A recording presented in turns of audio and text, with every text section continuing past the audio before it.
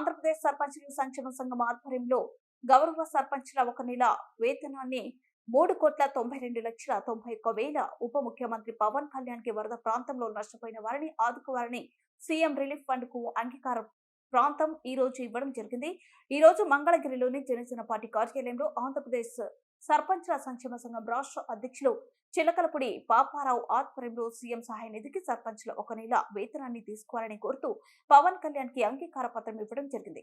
ఈ సందర్భంగా రాష్ట్ర అధ్యక్షులు చిలకలపూడి పాపారావు మాట్లాడుతూ రాష్ట్రంలో కృష్ణానది వరదలు వర్షాభావంతో అనేక జిల్లాల్లో అతలాకుతలమై ఉన్నాయి.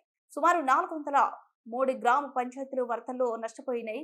ఈ గ్రామ పంచాయతీలకు పవన్ కళ్యాణ్ సొంత నిధులతో గ్రామ పంచాయతీకి ₹1,00,000 ఇవ్వడం జరిగింది. వారికి మనస్ఫూర్తిగా అభినందనలు తెలియజేస్తున్నాము. ఇదే స్ఫూర్తితో సర్పంచులు వేతనాన్ని ఒక నెల సీఎం సహాయ నిధికి ఇవ్వాలని నిర్ణయించడం జరిగింది. అఖిల భారత పంచాయతీ పరిషత్ జాతీయ ఉపాధ్యక్షుడు డాక్టర్ జాస్తి వీరాంజనేయులు మాట్లాడుతూ గత వైఎస్ఆర్సీపీ ప్రభుత్వం వల్ల గ్రామ పంచాయతీ వ్యవస్థ గ్రామ పంచాయతీలు నిర్వీర్యమైనవి. నిధులు లేక గ్రామ పంచాయతీ వ్యవస్థను పూర్తిగా ఇబ్బందులకు గురి చేశారన్నారు.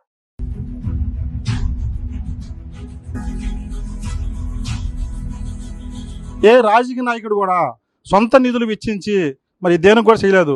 మరి ఈ ఫ్లడ్ సంబంధించిన 400 పంచాయతీలకి మన పవన్ కళ్యాణ్ గారు సొంత నిధులతో ఒక్కొక్క పంచాయతీకి వచ్చి ₹1,00,000 చొప్పున 4 కోట్లు ప్రకటించడం అనేది దేశ చరిత్రలో మరి చాలా గొప్పగా నిలుస్తుందని చెప్పి సందర్భంగా తెలియజేసుకున్నాం.